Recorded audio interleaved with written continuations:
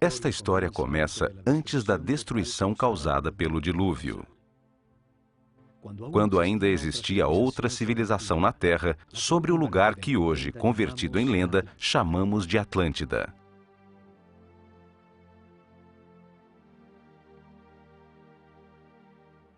Tinham uma sabedoria que era produto da evolução da consciência do homem por milhares de anos. Eram verdades aprendidas sobre o funcionamento do universo e do processo que chamamos vida.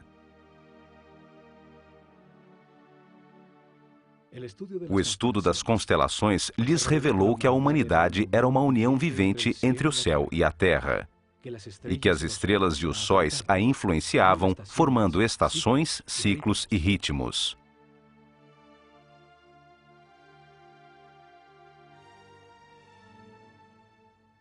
Sábios sacerdotes da Escola de Conhecimento de Narrakal, na Atlântida, descobriram que o planeta estava nos momentos finais de um destes ciclos.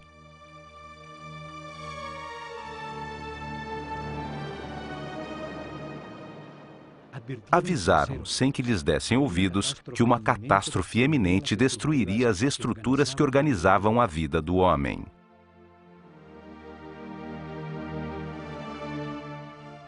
Sem o apoio da maioria da população, construíram alguns barcos fechados por todos os lados e os protegeram com campos eletromagnéticos de forças que podiam penetrar e dissolver a matéria.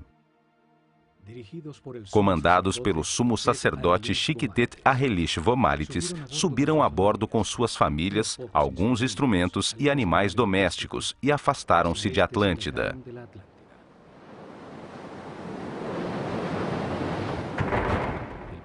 O planeta estremeceu, os céus derreteram e as águas arrasaram os continentes, apagando quase todos os rastros de sua civilização.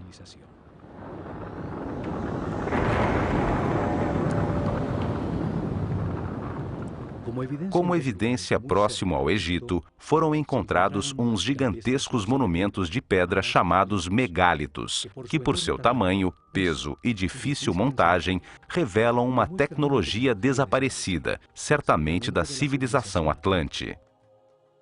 A primeira evidência está em Baalbek, Líbano. Lá se encontram os 3 maiores e mais pesados monumentos de pedra do mundo, chamados monolitos. Cada um pesa 1.200 toneladas, mede 25 metros de comprimento, 8 de largura e 5 de altura. O maior peso que podemos levantar com um guindaste é o ônibus espacial Discovery, que pesa somente 150 toneladas, 1/10 do peso dos monolitos. Não existe hoje tecnologia para levantá-las e muito menos para posicioná-las com tanta precisão. O lugar onde foram talhadas fica a 3 quilômetros, onde se encontra uma pedra do mesmo tamanho que nunca foi utilizada pelos construtores originais.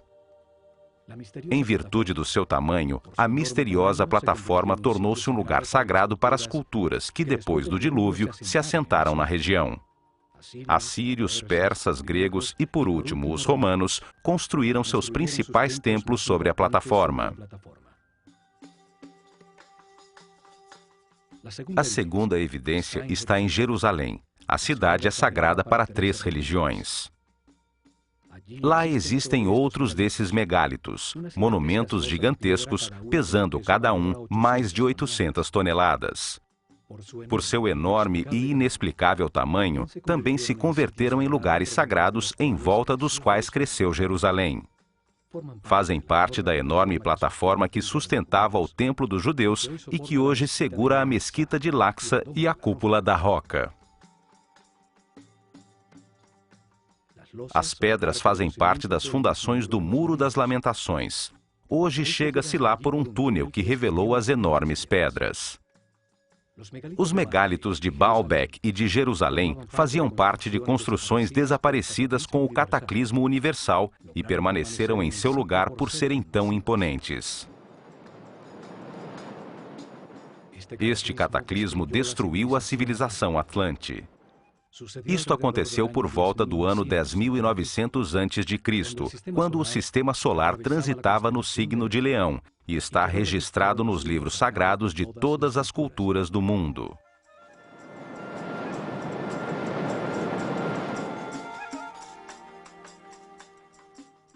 Quando se recuperou o equilíbrio, os sacerdotes sobreviventes ao cataclismo desembarcaram no centro da superfície terrestre, no lugar onde sabiam que afluem as forças telúricas do planeta.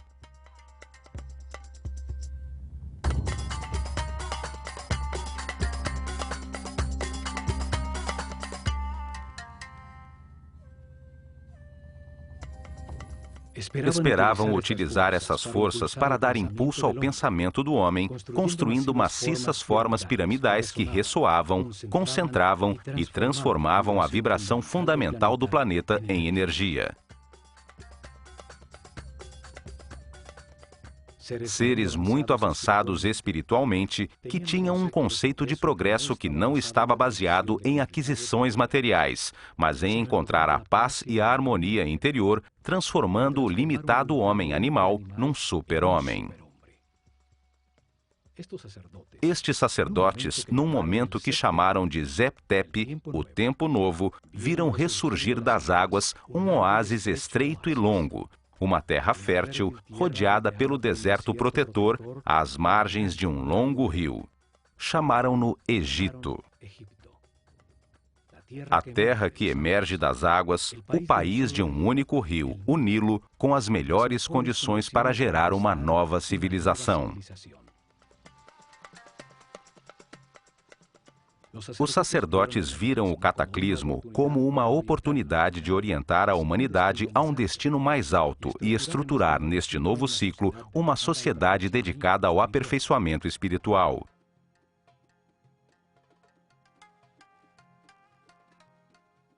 A esfinge demonstra os enormes ciclos de tempo que consideravam.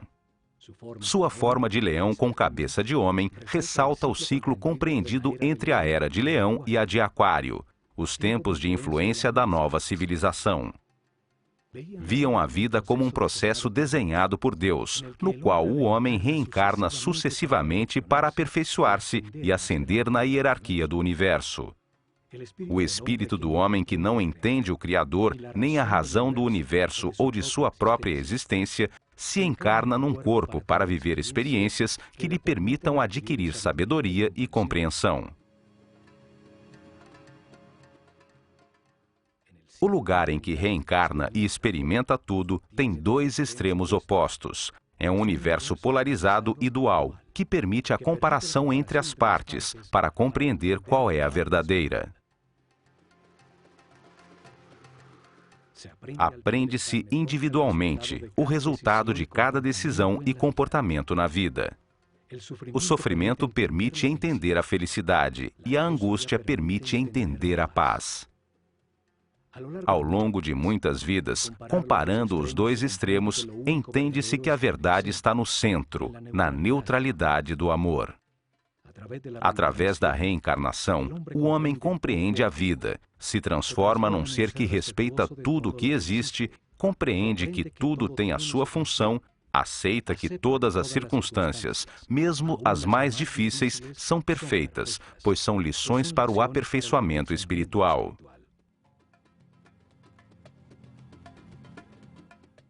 Vida após vida, o homem vai subindo de nível, tem mais informação, permanece em paz e harmonia, maneja mais energia vital, se transforma num ser tolerante e respeitoso que alcança mais poderes. Compreende que no universo dual, em circunstâncias contraditórias, a única coisa que não tem polaridade é o amor. O amor é neutro como Deus. Com o Zodíaco de Benderat, ensinaram que esse processo de aprendizagem concede a cada espírito um ciclo cósmico, 12 eras zodiacais.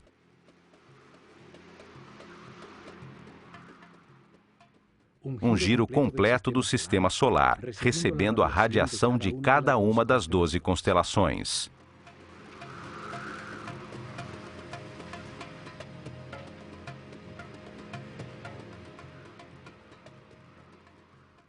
Durante esses 25.920 anos, reencarna 700 vezes em diferentes corpos, lugares, tempos, circunstâncias, condições e personalidades. Em cada vida aprende algo diferente. Cada vez nasce influenciado de diferentes maneiras pelas forças que as estrelas irradiam. Assim, todo ser vivo cumpre um ciclo cósmico, recebendo energia das 12 constelações e a influência dos céus, que marcam ritmos e produzem estados diferentes. Conhecendo a relação deste processo de aprendizagem das vidas do homem na Terra com o movimento do planeta e do sistema solar, regeram os seus planos pelas estrelas. Estruturaram um método para revelar informações sobre Deus, o universo e o processo de aperfeiçoamento durante milhares de anos. Uma forma de mostrar ao homem o que é a vida e para que existe. Estabeleceram fases para revelar informações sobre Deus ao seu povo, etapas que mudariam com as eras zodiacais na abóbada celeste. Épocas dedicadas a estudar como Deus criou o universo e depois a consciência do homem. Cada fase da revelação foi dirigida por um centro religioso construído ao longo da coluna vertebral do Egito, o Nilo. Atuaram como os chakras, ou centros de transformação e distribuição de energia e informação ao corpo do país. Desenvolveram em 4 épocas 4 centros religiosos, cada um deles dedicado a explicar e conseguir a compreensão do povo sobre uma fase do Gênesis. Cada um deles dedicado a um momento distinto do único Deus, com nomes e formas simbólicas diferentes.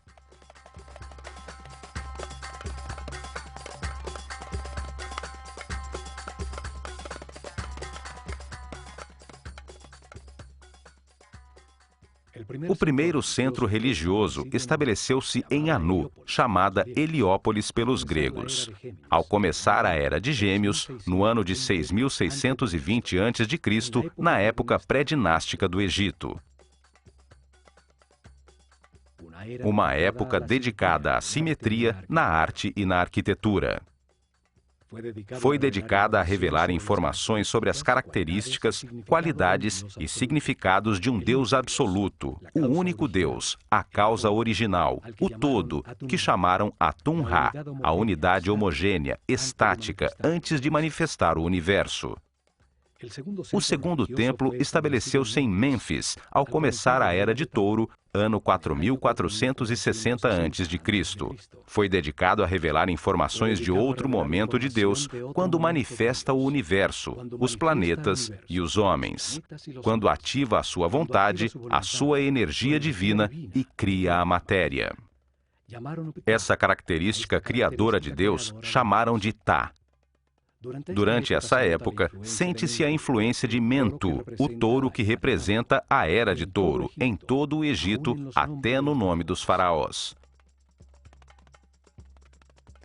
O terceiro centro religioso foi criado em Hermópolis, dedicado a Thoth. Assim chamaram o único Deus, quando multiplica a criação sobre a terra com a diversidade da natureza, das plantas e dos animais.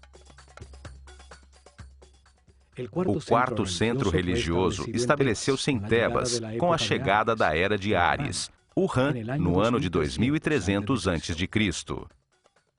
Foi dedicado a revelar informações sobre as características, qualidades e significados de Deus, quando cria à sua imagem e semelhança a consciência do homem. Chamaram-no Amon-Ra. Nessa época, acontece o momento culminante da civilização. Constroem-se centenas de templos onde a imagem de carneiros predomina e os faraós incorporam Amon e Ram aos seus nomes.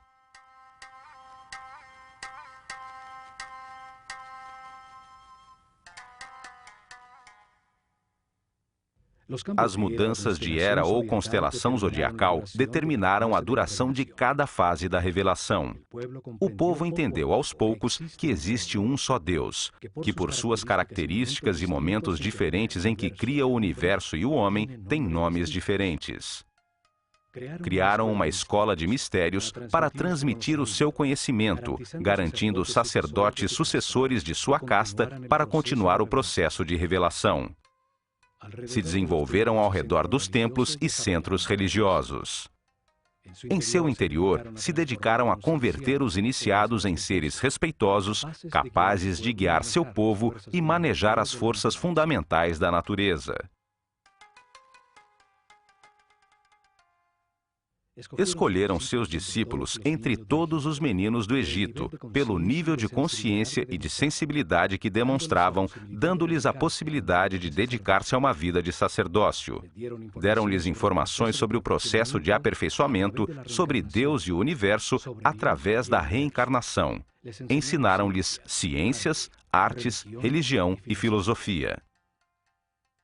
Foram treinados a exercitar seu autocontrole, aprenderam a conservar a sua energia vital, a compreender a importância do respeito e do livre-arbítrio, acelerando seu processo evolutivo. Foram convertidos em sucessores de sua casta, sacerdotes com o conhecimento e o poder que este produz, com a missão de guiar o povo num caminho de aperfeiçoamento geral. Foram encontradas estátuas de sacerdotes, uns saindo de um cubo, outros representados como escribas, seres com o conhecimento. Alguns poucos tiveram adicionado aos seus nomes a palavra Hotep, que significa sábio, como Imhotep ou Amenhotep, filho de Rapu, como reconhecimento de sua sabedoria.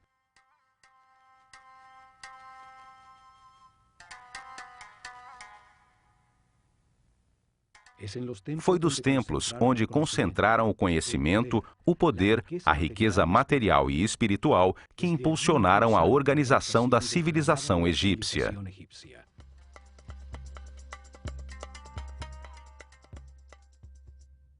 Utilizaram o olho de Horus como símbolo desta organização fechada de sacerdotes que dirigiu o destino do Egito por milhares de anos, nas sombras, atrás do faraó.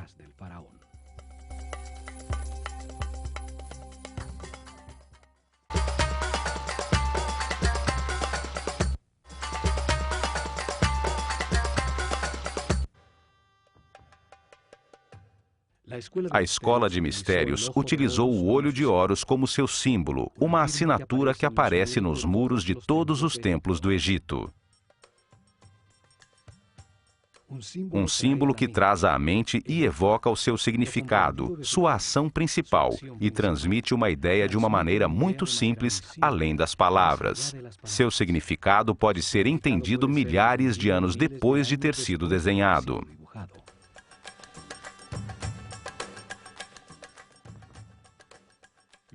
Os olhos são o sentido do sol, a origem da vida.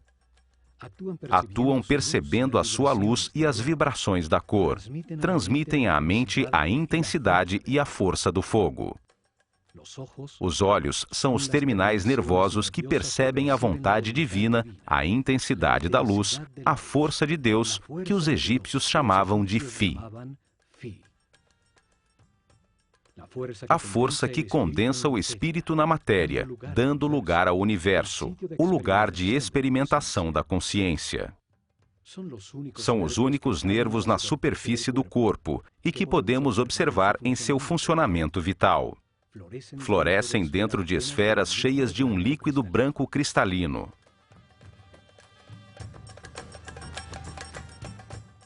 Os olhos simbolizam a dualidade. O olho esquerdo é solar, sensível ao negativo. O direito é lunar, sensível ao positivo e afirmativo. Cruzam a sua informação para produzir a imagem mental correta do espaço. Simbolizam a experimentação da consciência num universo de contrastes, para encontrar a verdade por comparação entre as partes opostas. Reagem à luz ativa do Sol, produzindo na mente a verdadeira luz, a energia vital luminosa. Uma luz invisível que torna possível a inteligência e a compreensão da realidade.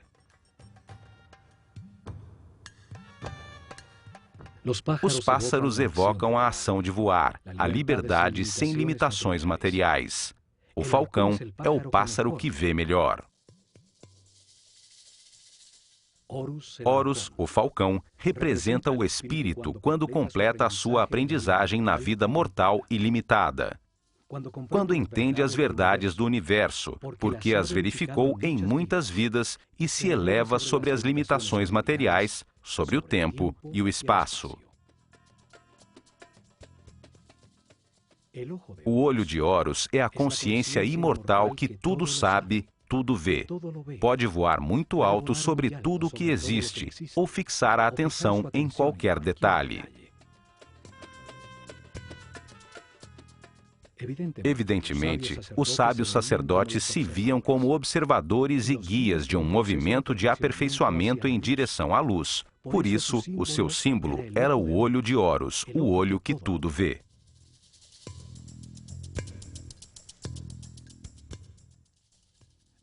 A começar pelos templos, os sacerdotes do olho de Horus guiaram em paz e harmonia o aperfeiçoamento espiritual do povo, revelando informação sobre Deus, o universo e o processo que sofre a consciência do homem.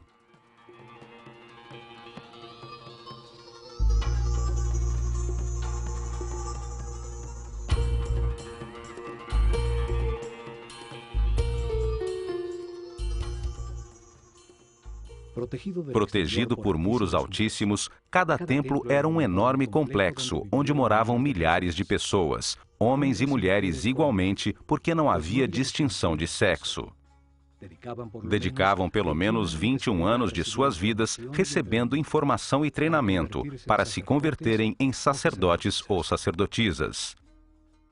O processo de aprendizagem era realizado em vários templos, onde permaneciam por longos períodos enquanto recebiam as informações necessárias. Havia treinamento correspondente a esse e provas de autocontrole para alcançar outro nível em outros templos sobre o Nilo.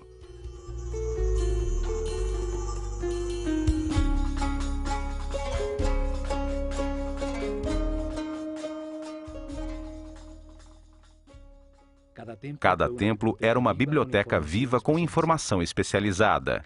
Cada um continha uma lição diferente sobre o universo ou a razão da existência. Cada templo continha em seu interior um tema sagrado distinto, com informações que dão sentido a tudo que existe.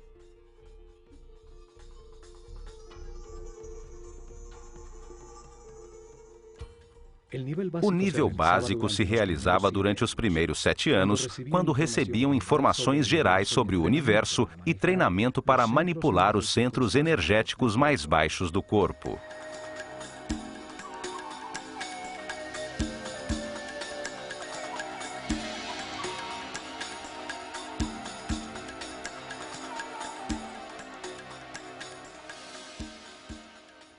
Havia templos como o de Kom-Ombo dedicados a entender a necessidade do universo dual e polarizado, para permitir à mente comparar entre extremos opostos e assim compreender a verdade.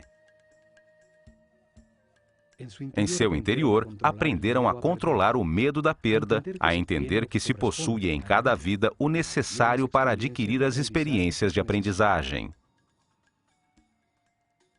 Tinham instalações que despertavam o medo da morte para aprender a controlá-lo e entender que a morte é apenas um passo para outra experiência. Em túneis com água e crocodilos, grandes alturas, lugares fechados com serpentes, os iniciados provavam a sua determinação. Lá receberam a informação para superar o medo ao abandono, os instintos de agressão e defesa, a entender a existência de programas mentais inconscientes que geram reações automáticas para poder controlá-las.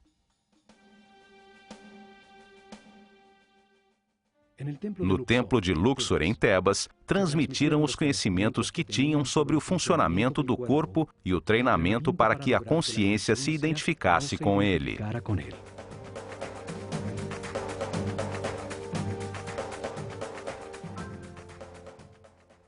O templo inteiro era como um organismo humano, cada salão representando um órgão com informações nos muros sobre sua função principal, sobre o benefício que o organismo inteiro obtinha ao realizá-la e a sua relação com os outros órgãos.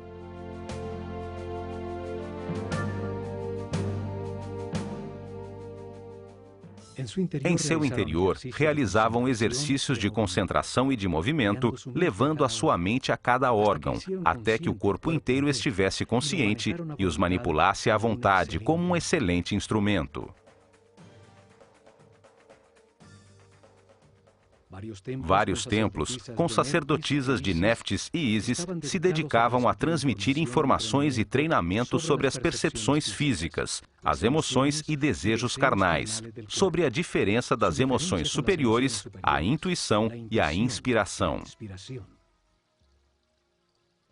Aprenderam a transmutar as paixões e as sensações do corpo, com o poder do espírito, a elevar a consciência e sua depuração vital, a solicitar a canalização de energia e inspiração de espíritos em planos mais evoluídos para despertar a criatividade. Muitos templos, como o de Hathor, em Denderá, estavam dedicados às ciências, astronomia, astrologia e matemática. Em seus terraços, se dedicavam a registrar os céus, a entender as diversas energias que cada constelação emite e os efeitos que produzem. Seguiam dia a dia os desígnios das estrelas, controlando a duração do ano solar, a data exata da enchente do Nilo, o momento em que a Terra mudou da Era de Touro para a Era de Áries e os lugares que afetam o processo de evolução.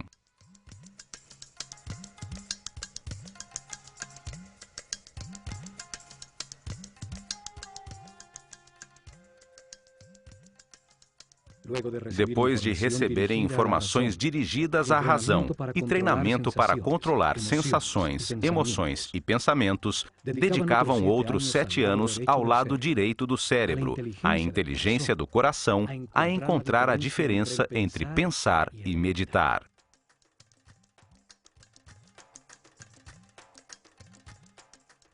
O templo de Karnak, o maior do Egito, estava dedicado à consciência, a analisar as forças que a moldam, a entender o processo de evolução e a acelerá-lo, utilizando conceitos, palavras, sensações, pontos exatos ou movimentos.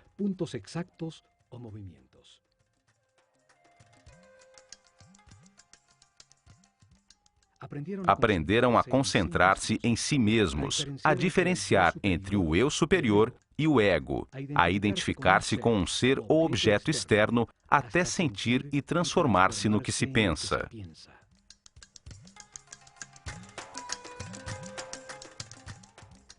Realizavam exercícios de telepatia em lugares próximos, depois à distância, num momento determinado do dia, até aprenderem a comunicar-se mentalmente a qualquer hora.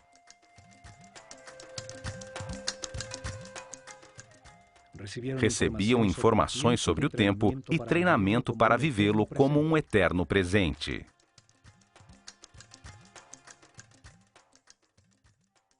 Entendiam que pensar é comparar para conhecer, e que quando se sabe tudo, não se pensa nem se compara. Aprendiam a mudar de estado ou nível vibratório, a manejar as circunstâncias externas, conseguindo o equilíbrio emocional como uma decisão mental interna.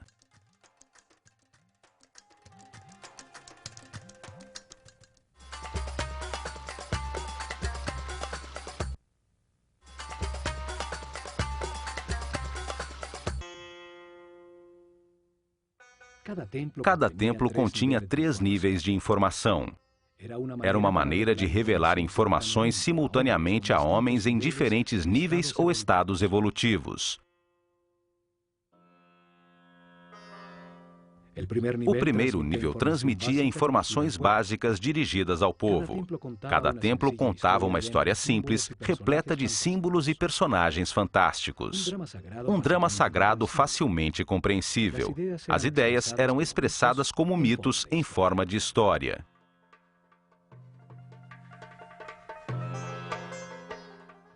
O mito, a história fantástica, foi utilizado como método para revelar ao homem um mundo que ele só entende imperfeitamente. Os mitos ganham vida quando se acredita neles. Inventavam personagens com características simbólicas, com formas que trazem à mente sua função e atividade principal, que participavam de histórias simples e parábolas que contam verdades sobre a natureza humana sem a aridez e a abstração da filosofia ou da metafísica. O povo recebeu a informação sobre cada tema sagrado ao conhecer a história central de cada templo, ao conhecer as fraquezas e forças de cada personagem, as circunstâncias que atravessam e a maneira como os resolvem.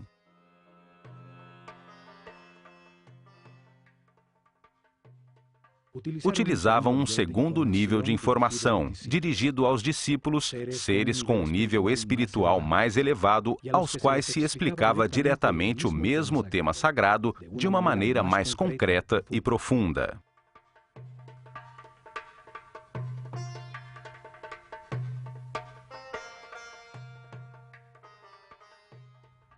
Para isso, utilizavam as cenas descritivas do mito, talhadas nos muros do templo.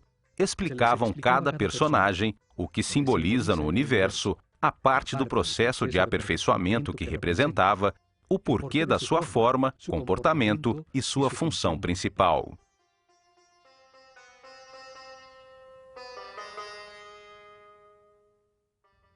A sabedoria dos sacerdotes do Olho de Horus fica evidente na história contada por cada templo e nas formas que utilizavam como símbolos. Só ao olhá-los, vem à mente a ação vital que representam, ou a qualidade que se ganha ao realizá-la. Ao representar homens com cabeça de animal como símbolo, os transformam em ideias que evocam a característica vital do animal. Trazem à mente a função do animal no universo.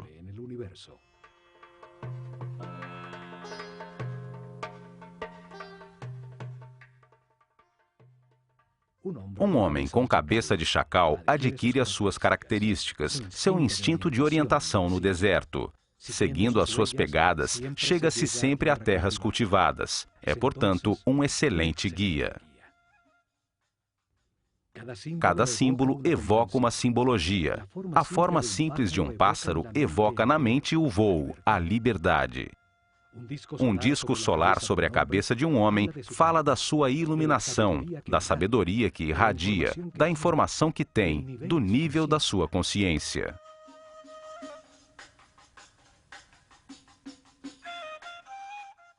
Estudaram detidamente os animais e insetos. Assim, reuniam um profundo conhecimento sobre a sua vida, sua atividade principal, suas necessidades vitais, os hábitos que desenvolviam para supri-las, sua dieta alimentar, a duração de sua gestação, seus hábitos sexuais e o sentido principal da sua existência.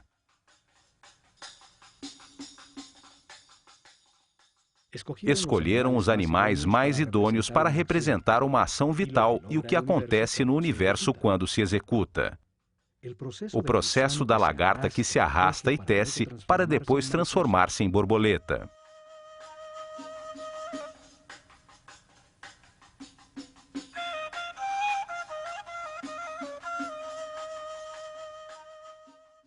De todos os pássaros, o falcão é o que vê melhor. Tem um cérebro óptico com a vista mais perfeita e desenvolvida. Por isso, é escolhido como símbolo para representar essa função vital, o sentido da visão. Uma figura humana com cabeça de falcão é um ser que tudo vê, que domina o panorama, vendo perfeitamente cada um dos detalhes em que foca a sua atenção.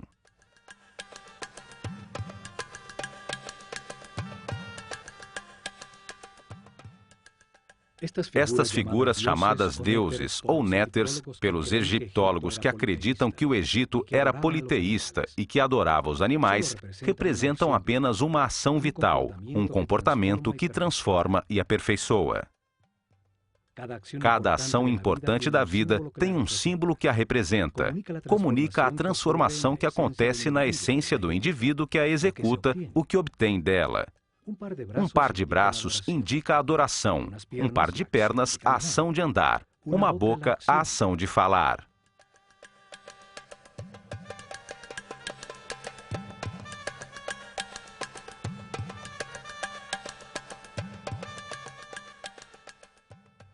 E por último, num terceiro nível de informação, cada templo guardou um código secreto embebido no próprio símbolo.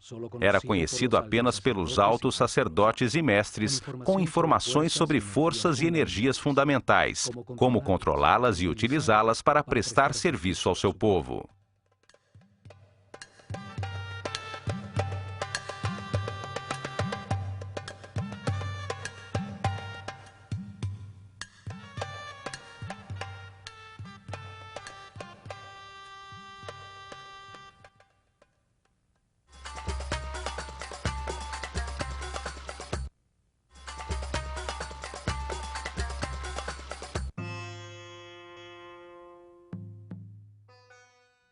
Em templos como o de Horus, em Edfu, o sumo sacerdote levou seus discípulos mais evoluídos a deslocar sua consciência no tempo, abrindo o inconsciente para reviver e compreender as vidas passadas em seu processo de reencarnação.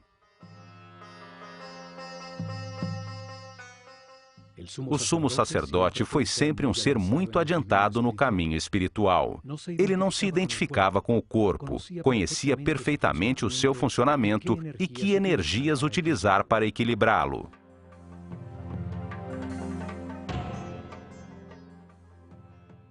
Controlava do centro nervoso no alto da cabeça o mais alto nível de energia vital.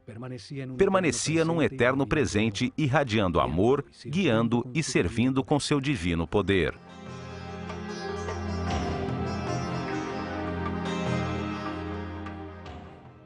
A matéria apenas recebe, se contrai.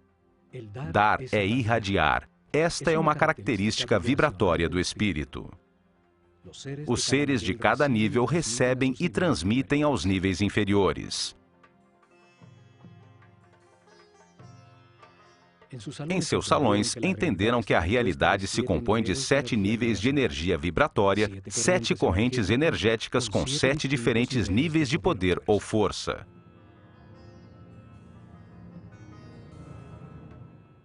O corpo tem 7 chakras ou centros de transformação da energia fundamental do universo. Cada ser humano, em sua vida presente, utiliza um desses 7 centros, dependendo do nível de evolução de sua consciência. Quanto maior compreensão do universo, mais respeito, mais alto o chakra ou centro nervoso utilizado para transformar a energia, maior quantidade de energia processa diariamente e mais poderes transcendentais tem. O sumo sacerdote podia controlar as forças fundamentais pelo altíssimo nível de energia vital em que permanecia o seu organismo. Seu sistema nervoso tinha uma resistência correspondente a esse nível de energia.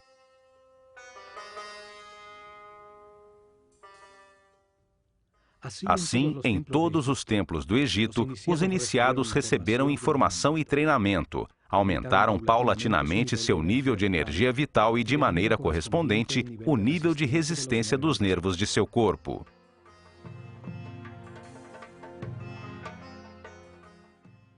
Aprenderam a manter-se em paz, harmonia, a respeitar tudo o que existe, a aceitar a perfeição do universo, para conservar seus níveis de energia vital, no caminho do aperfeiçoamento que leva à onipotência, ao controle de forças e energias superiores. Um intenso preparo físico, mental e espiritual que terminava com o momento de experimentar o tudo e o nada, o manifesto e o não manifesto, e receber numa pirâmide uma poderosa energia que permite vislumbrar o 7º nível de consciência. Durante a Era de Touro, se dedicaram a experimentar uma forma piramidal de tecnologia ressonante que transformava as vibrações do planeta em energia. Um conhecimento herdado a ser colocado em prática.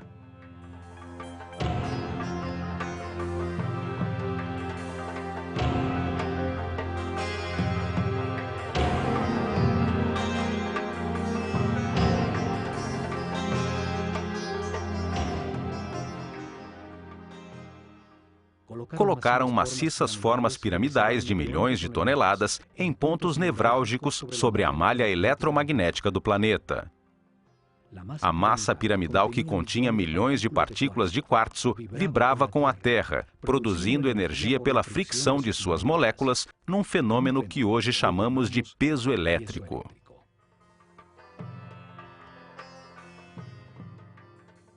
Construíram muitas pirâmides, até chegar ao modelo perfeito da pirâmide de Queops. Seus corredores, galerias e câmaras transformaram essa energia em som, fazendo vibrar em níveis cada vez mais altos o que fora preparado física, mental e espiritualmente. Esta força impulsionava a mente do homem a perceber outras dimensões, chegando a outros estados especiais de consciência. Com esta ajuda externa, os iniciados vislumbravam o sétimo nível de consciência. Retornavam relembrando o êxtase obtido, as verdades verificadas, para transmiti-las a seus companheiros com palavras e ações. Em suas meditações posteriores, obtinham novamente esse estado de unidade sem movimento, até que essa situação se consolide definitivamente, e eles fiquem de maneira permanente no estado de Deus-Homem, sempre irradiando energia positiva de amor.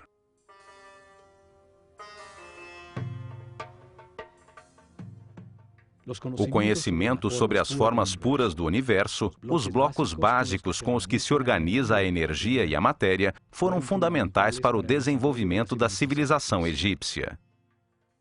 Hoje chamamos essas formas puras de sólidos platônicos.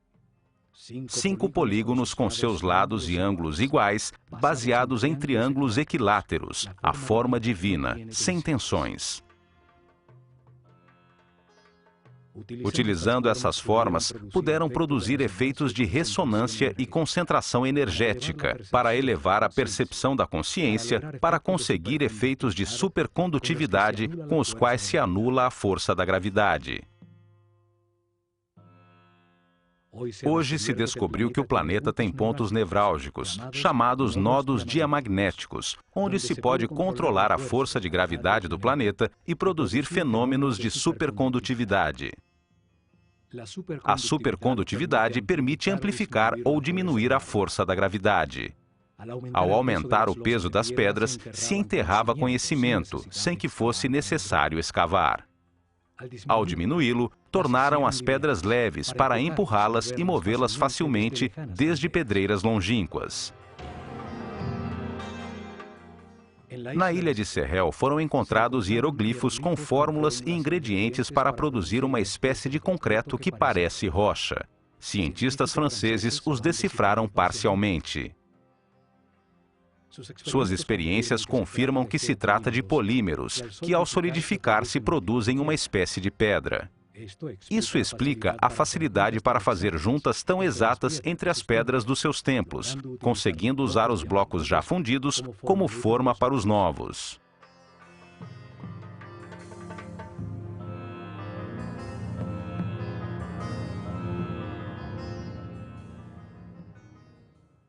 Mas o mais importante foi a sua visão de que a vida é um processo desenhado por Deus para ampliar a consciência do homem. Que o espírito do homem encarna repetidamente num corpo para compreender a harmonia pelos resultados de suas decisões.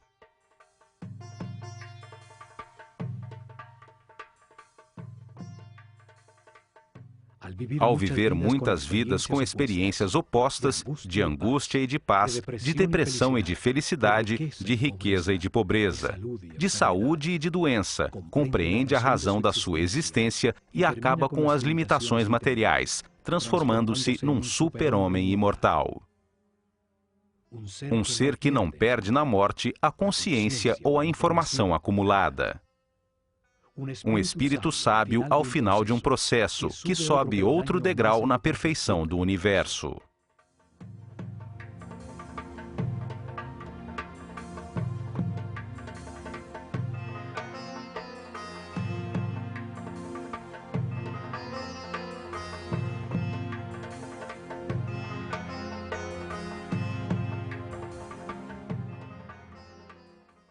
O homem reencarna muitas vezes. No princípio, a sua animalidade é dominante. A intolerância e a agressão determinam uma vida de sofrimento. Aos poucos, se enche de dores e, ao tentar remediá-la, deixa de atacar, encontra a paz e, com ela, altos níveis de energia vital.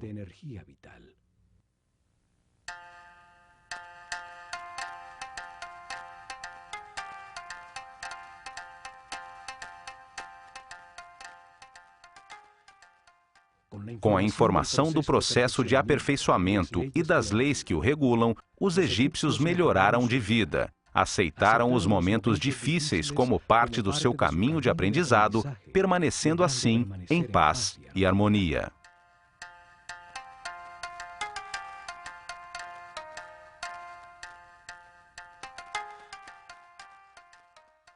Os templos revelaram como homens em um mundo de dor podiam transformar-se em seres sem limitações físicas, com conhecimentos para transmutar a matéria e locomover-se livremente no tempo e no espaço. Entre as contradições de cada vida se aprende algo e se renasce um pouco mais sábio.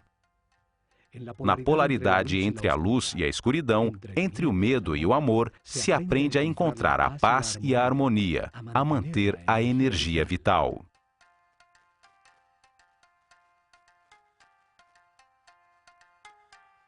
Ao sentir na pele os tormentos e a angústia que produzem a ira, o ódio, o rancor ou a vingança, se compreende o valor da harmonia. Ao compreender que cada decisão produz paz ou sofrimento, pode-se passar do inferno da vida ao céu da mesma. O povo entendeu que todas as ações da vida diária, pescar, semear, colher, são uma maneira de aproximar-se de Deus, de se aperfeiçoar a cada dia. Construíram uma comunidade em paz e uma tal felicidade que, quando o historiador grego Heródoto visitou o Egito no ano 500 a.C., não pôde deixar de afirmar: de todas as nações da terra, os egípcios são os mais felizes, sãos e religiosos.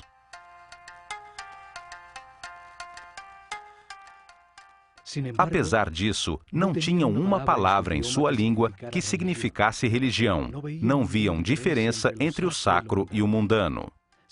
Viam-se como os encarregados de compreender que Deus, o universo e o homem formam uma unidade manifesta pelo amor.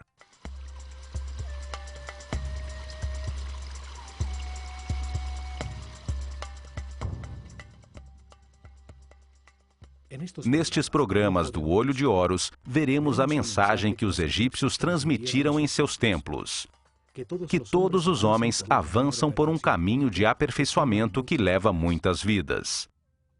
Alguns estão mais evoluídos que os outros, mas todos chegarão à imortalidade e à consciência permanente, somente aprendendo a ser flexíveis, a aceitar as circunstâncias e a respeitar todos os seres que nos rodeiam.